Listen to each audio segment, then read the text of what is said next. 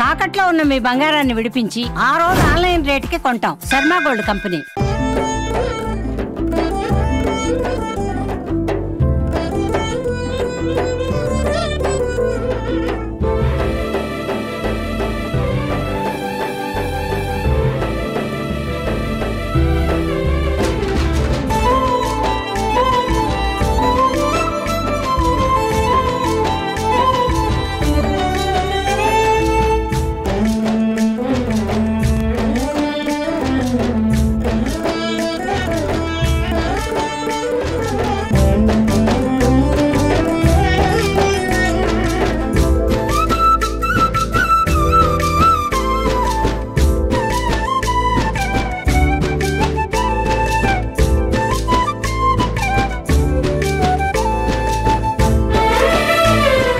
నమస్కారం, welcome to Suman TV. నేను గీతాంజలి. ప్రస్తుతం మనం ఏలూరులో ఉన్నటువంటి ప్రణవపీఠంలో ఉన్నామండి. మనతో పాటు ఉన్నారు త్రిభాషా సహస్రావధాని, ప్రణవపీఠం పీఠాధిపతులు, బహుముఖ ప్రజ్ఞాశాలి, ప్రముఖ ఆధ్యాత్మికవేత్త బ్రహ్మశ్రీ వద్దిపర్తి పద్మాకర్ గురువు గారు. వారితో మాట్లాడి ఎన్నో అమూల్యమైన విషయాలు తెలుసుకుందాం. గురుగారితో మాట్లాడదాం. గురుగారు నమస్కారం అండి. మీ పాదాలకు నా నమస్కారాలు. చాలా సంతోషం మిమ్మల్ని కలవటం. ఎప్పటి నుంచో అనుకుంటూ ఉన్నాం, సందర్భం రావాలి దేనికైనా అని అంటారు. ఇంటర్వ్యూకి అంగీకరించినందుకు ధన్యవాదాలు తెలియజేస్తున్నాము. దసరా అంటే ఏంటి అనేది చాలామందికి ఒక సందేహం. ఎందుకు అనంటే ఆ రోజు నవరాత్రులు చివరి రోజుగా చూస్తారు. ఒకటి శమీ పూజ చాలా ముఖ్యం అంటారు. ఆ రోజు అసలు ఏం చేయాలి, ఆ రోజు విధిగా ఆచరించవలసింది? అసలు ముందు దసరా అంటే ఏమిటో తెలుసుకుందాం. సంస్కృతంలో దశ అంటే 10 అని ఒక అర్థం 10. హర అంటే నాశనము చేయనది. దశహర అంటే 10 రకాల పాపములను తొలగించున్నది. ఈ దశహర శబ్దం వ్యావహారికంలో దసరా అయిపోయింది. దశహర ప్రకృతి అంటాం, దసరా అంటే వికృతి. పూర్వం తెలుగు నేర్పేటప్పుడు ప్రకృతి వికృతి అని నేర్పేవారు. అంటే యమున, జమున, అలాగే చాలా శబ్దాలు అన్నమాట. యముడు, జముడు, మిత్రుడు, ఈ స్నేహితుడు, నెయ్యుడు, ఇలాగా చాలా శబ్దములు అలా మారే. అగ్ని, అగ్గి. అలాగే దశహర దసరా అవుతుంది. 10 రకాల పాపములు మానవులు చేస్తున్నారు. దేంతో చేస్తున్నారు? మాటలతో, వాక్కుతో 3 పాపాలు చేస్తారు. శరీరముతో 3 పాపాలు చేస్తున్నారు. మనస్సుతో 4 పాపాలు చేస్తున్నారు. అందువల్ల మొత్తం ఎన్ని అయ్యాయి? ఇప్పుడు 10 అయ్యాయి. శరీరముతో చేసేది, వాక్కుతో చేసేది, మనస్సుతో చేసేది. శరీరముతో చేసే పాపములను కాయిక పాపములు అంటారు. ఇవి 3 రకాలు. మాటలతో చేసే పాపములు కూడా 3 ఉన్నాయి. వాటిని వాచిక పాపములు అంటారు. మనస్సుతో చేసే పాపాలను మానసిక పాపాలు. ఇవి 4 రకాలు. వెరసి 10 పాపములు. ఇప్పుడు శరీరంతో వెళ్ళకూడని చోటుకి వెళ్ళాం, ఎవరినో కొట్టాం, ఇంకా ఈ శరీరంతో హింస చేసాం. ఈ రకమైన పాపములు 3 ఉంటాయి. మాటలతో కూడా చెప్పే కదా, ఇతరులను అనవసరంగా తిట్టడం. ఇందాక అన్యాయంగా అశ్వత్థామని చంపేశాడు. అశ్వత్థామని చంపినట్టుగా ఎవడో ఒకటి చంపేయడం, బతుకున్నవాడిని. పాపం ఏ పాపం ఎరగని వాళ్ళు ఉంటారు. మీ పోటీ అమాయక స్త్రీల మీద పడి ఆ భాండం వేశారు. ఒక్కొక్క దుర్మార్గులు ఉంటారు. ఆ యాంకర్ గారు ఇలా వాగుతోంది అని ఒక కామెంట్ పెట్టాడు అనుకోండి, అది పాపం, వాచిక పాపం, అది చండాల పాపం. అది వాళ్ళకి ఇష్టమైతే చూడాలి, ఇష్టం లేదు ఎవడు చూడమన్నాడు. కావాలని తిట్టడానికి చూసేవాళ్ళు కొందరు ఉంటారు. మీరు ఎన్ని చేయండి, బొట్టు పెట్టుకుంటే ఎందుకు అమ్మవారిలాగా అంత బొట్లు పెట్టింది అంటారు. పెట్టుకోకపోతే ఆ యాంకర్కి బొట్టు పెట్టండి అని చెబుతారు. గొలుసు వేసుకున్నారు అనుకోండి, నగలు ప్రదర్శించింది అంటారు. వేసుకోలేదు అనుకోండి, ఏమిటో బోసివేడ అంటారు. మీరు ఏం చేసినా ఏదో జుట్టుకే వస్తాయి. అన్నిటికీ ఈ రకంగా వాక్కులతో చేసే పాపాలు ఉన్నాయి. అనవసరంగా ఎవరిని ఏం అనకూడదు. ఇవి 3 రకాలు. ఇంకా మనస్సులో చేసే పాపాలు కనపడవులేండి. శరీరంతో మాటలతో కనపడతాయి. మనస్సులో ఎవరేమనుకుంటారు, ఏం తెలుస్తుంది? ఇప్పుడు ఎదురుగుండా కూర్చున్న వాళ్ళంతా మనల్ని చూసి ఓహో దేవుడా అని దండం పెట్టారు అనుకుంటాం, లోపల ఏడుస్తూ ఉండొచ్చు. ఆ మధ్యన ఒకడు వచ్చాడు, గురువు గారు నేను ఒక పాపం చేశానండి అన్నాడు. నా దగ్గరికి వచ్చి ఇది జరిగింది, ఇక్కడే ఉన్నాడు ఒక కుర్రాడు, పిలిపిస్తే ఆశ్చర్యపోతారు. ఏమిటో ఆయన అంటే, గురువు గారు మీకు అందరూ దండం పెడుతున్నప్పుడు లోపల కుళ్ళిపోయిందండి నా మనసు. గురువు గారికి దండం పెడుతున్నా, నాకు దండం పెట్టట్లేదు అని లోపల కసి వచ్చేసింది. ఆ తర్వాత కాసేపు నాకు ఇదేమిటి గురువు గారి సాధన వల్ల నమస్కరించారు, నాకు నమస్కరించలేదు, ఈ మాత్రానికే మానసికంగా బాధపడ్డారు. పైకి దండం పెట్టాడు, లోపల మాత్రం ఈర్ష్య పడ్డట. అంటే ఇది మనకు కనపడదుగా, కనిపించదు. వాడు దండం పెడుతున్నాడు, చెప్తేనే ఇప్పుడు తెలిసింది. కూర్చున్న వాళ్ళంతా నమస్కారం చేస్తున్న వాళ్ళంతా నిజంగా భక్తులా ఏమో ఎవడెందుకు వస్తున్నాడు ఎవడో తెలుసు. కాబట్టి మానసికమైన దోషములు కనపడం ఇలాంటివి 4 రకాలు. ఈ పాపములను తొలగించడం కోసం దశహర అనే ఒక పండుగని భగవంతుడైన బ్రహ్మ ఏర్పాటు చేశాడు మొదట్లో. ఇది బ్రహ్మ చేత ఏర్పాటు చేయబడింది. బ్రహ్మోత్సవాలు ఎలా ఏర్పాటు చేశారో తిరుపతిలో, అవి బ్రహ్మ ఏర్పాటు చేసినవి, ఇవి కూడా అటువంటివి. ఈ 10 పాపములు ఒక్కొక్క రోజుకు ఒక్కొక్క పాపం తొలగేలా చేశాడనమాట. అందువల్ల 10 రోజులు పూజిస్తే ఈ దశవిధ పాపములు నశిస్తాయి. అందుకని దసరా. కాకపోతే అన్ని రోజులు చేసే శక్తి కలియుగంలో లేదు. వాళ్ళకేం చెప్పారనమాట, అష్టమి, నవమి, దశమి ఈ 3 రోజులైనా పూర్తి చేయండి, పూజలు చేసి తద్వారా పాపములను తొలగించుకోండి అన్నారు. అష్టమి, నవమి, దశమి. ఒకవేళ పాపం ఉద్యోగులు కొందరు ఉంటారు. ఇప్పుడు మీలాంటి వాళ్ళకి ఉద్యోగం ఏదో ఒకటి చేస్తే కానీ పోషణ వెళ్ళకపోవచ్చు, లేదా ఇంకేవో కొన్ని కార్యక్రమాలు ఉంటాయి. పోనీ ఇంకా మీరంటే కాస్త యాంకర్ కాబట్టి ఈ వృత్తి ఓ రోజుకి సెలవు పెట్టుకోగలరు. రైలు డ్రైవర్ ఏం చేస్తాడు, ఫ్లైట్ డ్రైవర్ ఏం చేయాలి, బస్సు డ్రైవర్ నడపాలి కదా. ఇలాంటి వృత్తులు కొన్ని ఉంటాయి. అలాగే కానిస్టేబుల్స్ పాపం ఇలా వృత్తుల్లో ఉన్నవాళ్ళు పొరపాటు కూడా 3 రోజులు సెలవు పెట్టలేదు. వాళ్ళకి ఏం చెప్పాడనమాట, నాయన 3 రోజులు కాకపోయినా దశమి నాడు, విజయదశమి అంటాం దాన్ని, ఆ దశమి నాడైనా ఒక్క పూట కూర్చొని పూజ చెయ్యి. దానివల్ల కూడా ఈ దసరా మొత్తం 10 రోజులు పూజ చేయటం వల్ల వచ్చే ఫలితం లభిస్తుంది.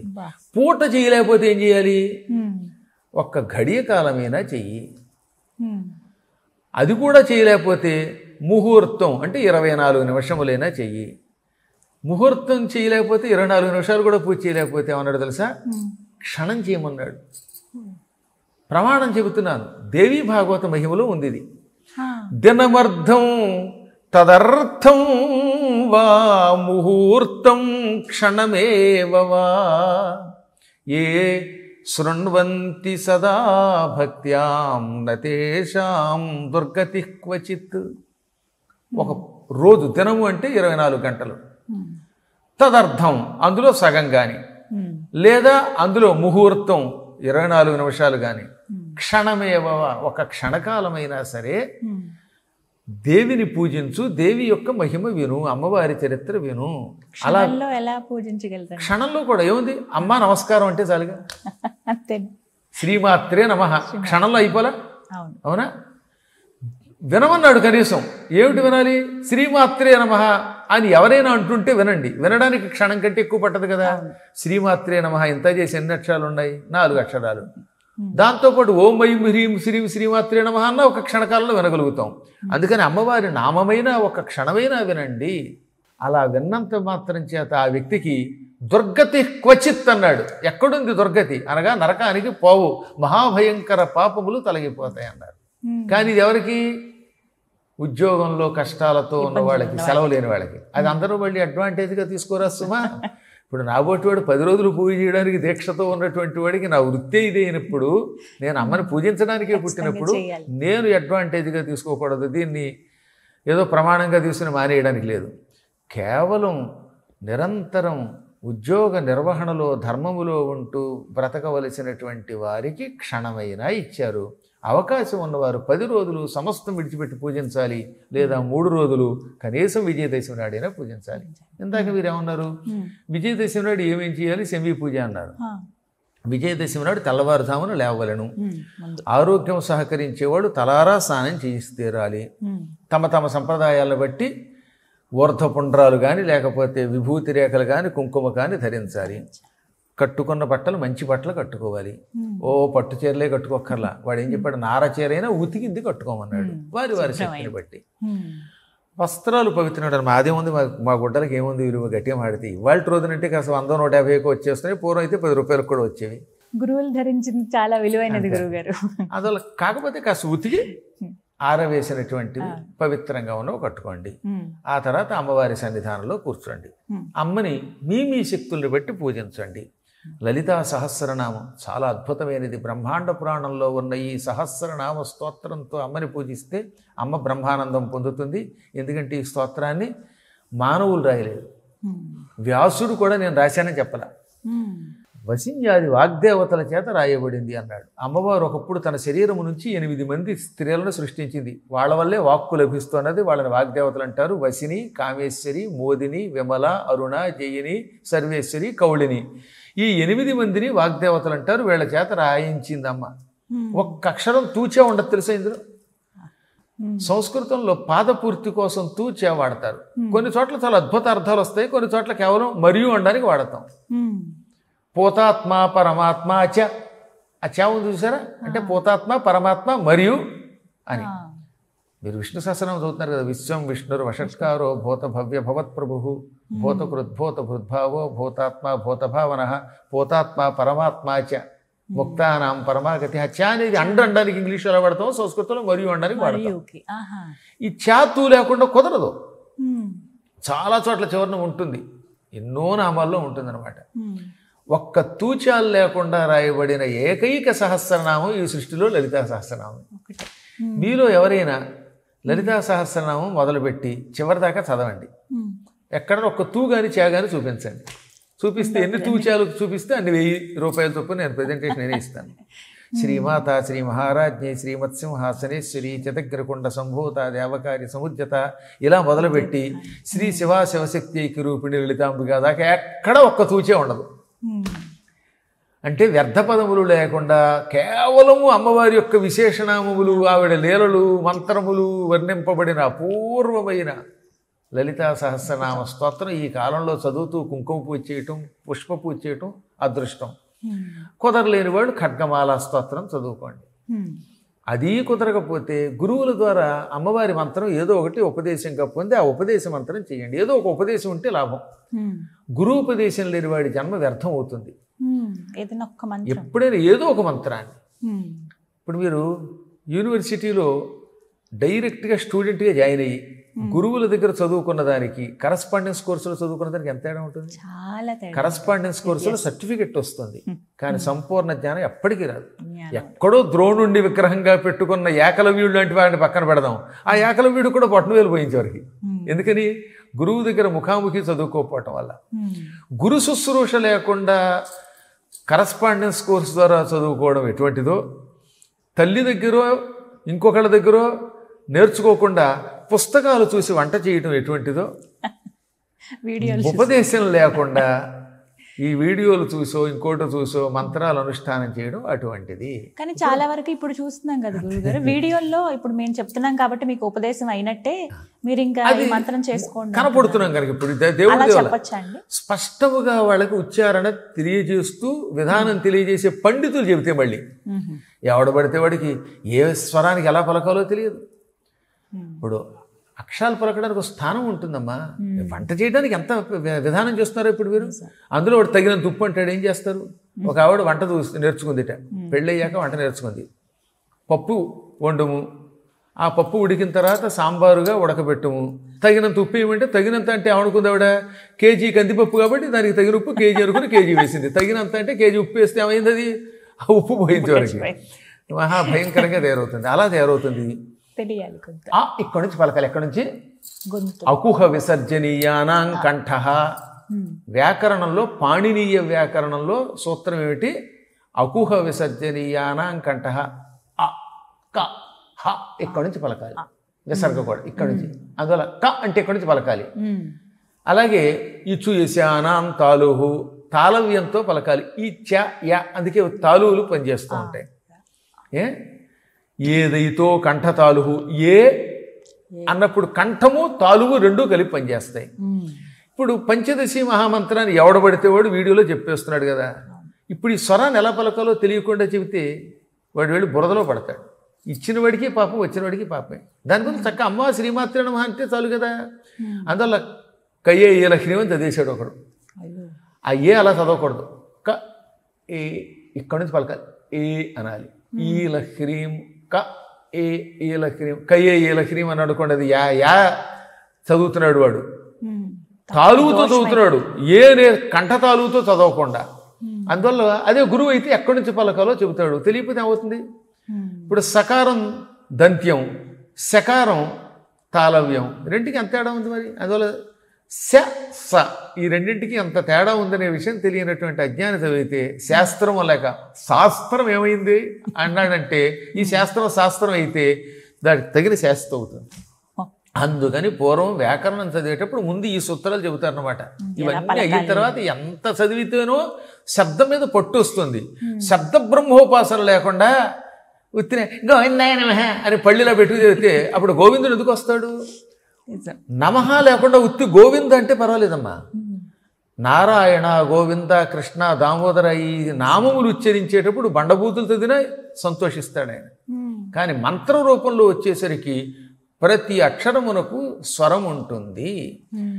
కాబట్టి చిన్నప్పటి నుంచి 10-12 ఏళ్ల పాటు వ్యాకరణాదులలో శిక్షణ తీసుకుని చేసినటువంటి వాళ్ళు గురువులు అవుతారు తప్ప స్వరాన్ని ఇష్టం వచ్చినట్టు మారిస్తే దానివల్ల ఏమీ ఉపయోగం లేదు. కొన్ని మంత్రములను గురువుల ద్వారా ఉపదేశం పొందండి, ఆ ఉపదేశ మంత్రం చెయ్యండి. ఉపదేశము లేకపోతే హాయిగా శ్రీమాత్రే నమః ఇలాంటి, లేదా లలితా సహస్రంలో ఒక నామం తీసుకోండి, శ్రీమాత అనుకోండి, పర్వాలేదు, అమ్మవారికి ఆనందం కలుగుతుంది. రామ లేక లామ అంటే కూడా ఆనందపడతాట రాముడు. ఎందుకని? మనందరం చిన్నపిల్లలం గనక. మా మనవడు వచ్చాడు అనుకుందాం, వాడు వచ్చి రామ అనమంటే లామ అంటే ఆహా నా మనవాడు ఎంత ముద్దుగా పలికాడు అంటున్నావా లేదా? మురిసిపోతాం. అలాగే మనం ఎప్పటికీ భగవంతుడికి పిల్లలం కనుక నామం ఎలా ఉచ్చరించినా పర్వాలేదు, మంత్రం దగ్గర జాగ్రత్తగా ఉచ్చరించాలి. ఉచ్చరిస్తే ఉపయోగం, లేకపోతే ఉపయోగం లేదు. ఒక్కోసారి బూడిదలో పోసిన పన్నీరు అవ్వడం పక్కన పెడితే బెడిసి కూడా కొట్టచ్చు.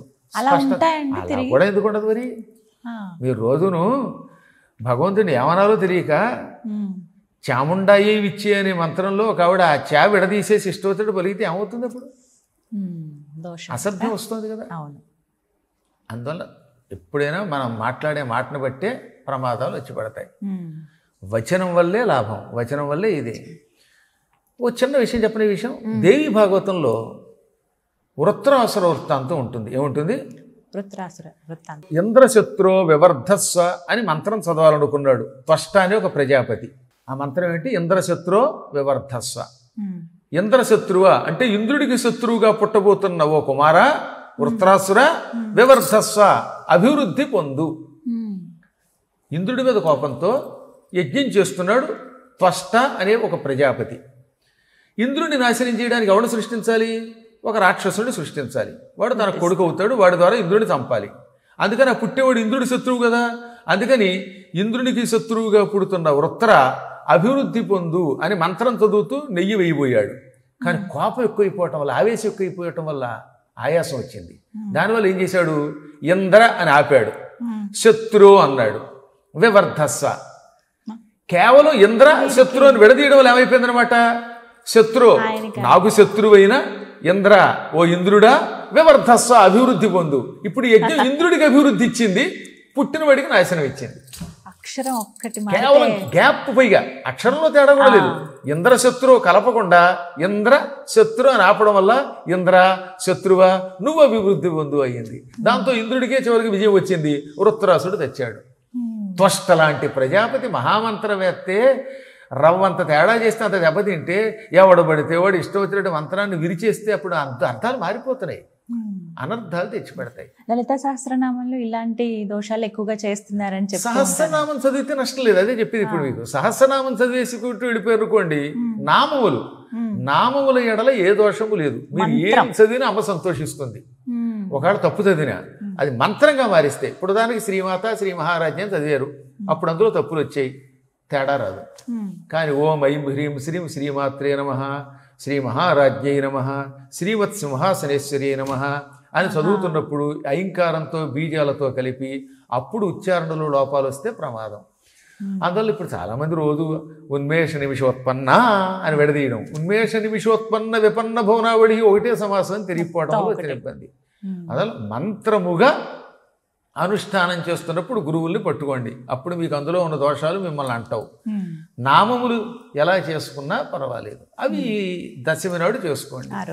ఆ రోజు ఇవన్నీ కుదరకపోతే ఏమీ లేకపోతే ఇందాక చెప్పినట్టుగా శ్రీమాత అనుకోండి, గట్టిగా ఇంత కుంకుమ పూజ చేయండి. అనంతరం శమి వృక్షం, జమ్మి చెట్టుకి పూజ చేయాలి. సంస్కృతంలో శమి, తెలుగులో జమ్మి.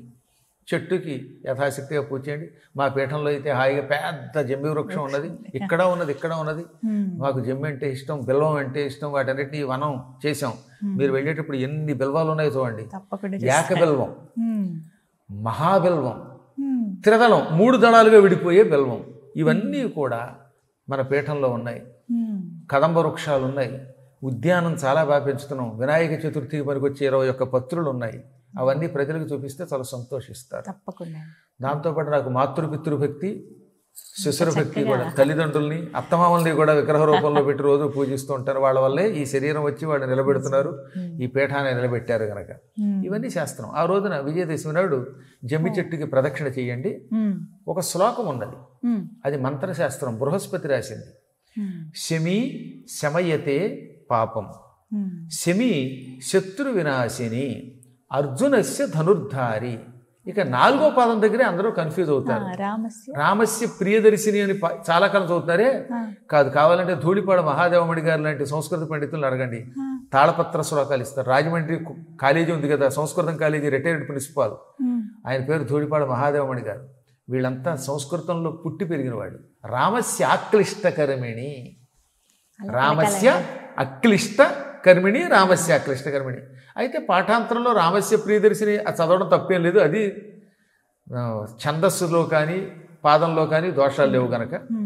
ఏవైతేనే శమి అనేది పాపమును తొలగిస్తుంది, శత్రువులను తొలగిస్తుంది, అర్జునుడి యొక్క ధనుస్సుని ధరించింది, రామునికి కష్టమైన కార్యక్రమాలు సులభంగా అయ్యేలా చేసి పెట్టింది అని అర్థం వచ్చే ఆ శ్లోకాన్ని ఆ రోజు చదివి చుట్టూతా ప్రదక్షిణ చేసిన, కొంతమంది కాగితాల మీద రాసి అక్కడ పెడతారు, పూర్వం తాళపత్రాల మీద రాసి ఆ జమ్మి చెట్టు మొదట్లో వేసేవారు. ఇవన్నీ కూడా మనకి శుభాన్ని కలిగిస్తాయి. శమీ వృక్షం శనికి ఎంతో ఇష్టం. శనైశ్చరుడు శమీ వృక్షం ప్రాంతంలో ఉంటాడు. అందుకే జమ్మి చెట్టుని శనికి కూడా ప్రత్యేకంగా పెడతారు. ప్రదక్షిణ చేస్తే శత్రుదోషాలు పోవడమే కాక శని దోషములు కూడా, ఏలినాటి శని దోషములు వంటివి పోతాయి. శనైశ్చర అనుగ్రహం లభిస్తుంది. ఒక్క శనైశ్చర అనుగ్రహం ఉంటే తక్కిన గ్రహాల యొక్క అనుగ్రహం కూడా లభిస్తుంది. శనైశ్వరుడు అనుగ్రహిస్తే చాలా ఆనందపడతాడు. మనం చేసిన పాపాలను బట్టి శిక్షిస్తాడు తప్ప వ్యక్తిగత ద్వేషం పెట్టుకోడు ఆయన. కానీ అందరూ భయపడుతుంటారు కదా. ఏం భయం అక్కర్లేదమ్మా. నిజానికి ఈ గ్రహాలు ఏం చేస్తారు, మనం చేసిన పాపములకు తగిన శిక్ష, పుణ్యాలకు తగిన రక్ష ఇస్తారు. ఇవాళ గ్రహదోషాలు ఎందుకు వస్తున్నాయంటే మనం చేసిన పాపాలే. ఇవన్నీ మన కర్మలే. అలా మీ ఎఫ్డి ఎలా అయితే మీకే చేతికి వస్తుందో మీరు వద్దనుకుంటే తప్ప, ఇంకా మన ఎఫ్డి వద్దనుకుంటే ఎవరికైనా రాసేవచ్చు. కానీ ఇది ఎలా కుదరదు. చచ్చినట్టు మన ఆదాయం మనం అనుభవించాల్సిందే. ఇది ఎటువంటిదో చెప్పారో తెలుసా? మనము చేసిన పుణ్యపాప కర్మముల ఫలితము కడుపులోకి వెళ్ళిన అన్నం వంటిదట.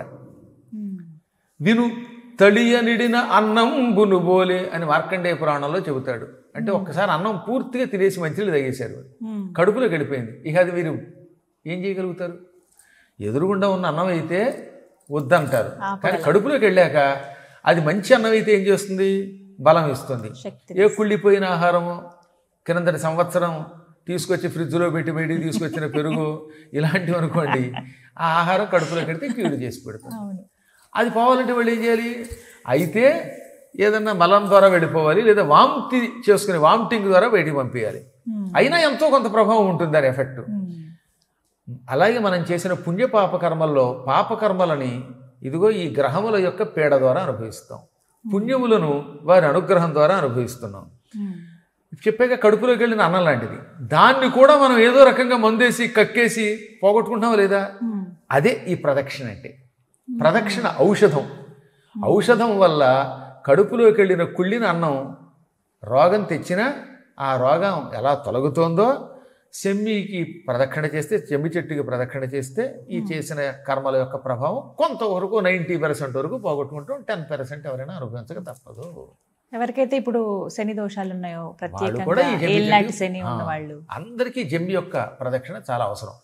నవగ్రహాలకి ఒక్కొక్క చెట్టు ఉంది, అన్నిటికీ చెట్లు ఉన్నాయి. అందులో జమ్మి చెట్టు శనైశ్వరుడికి అన్నమాట.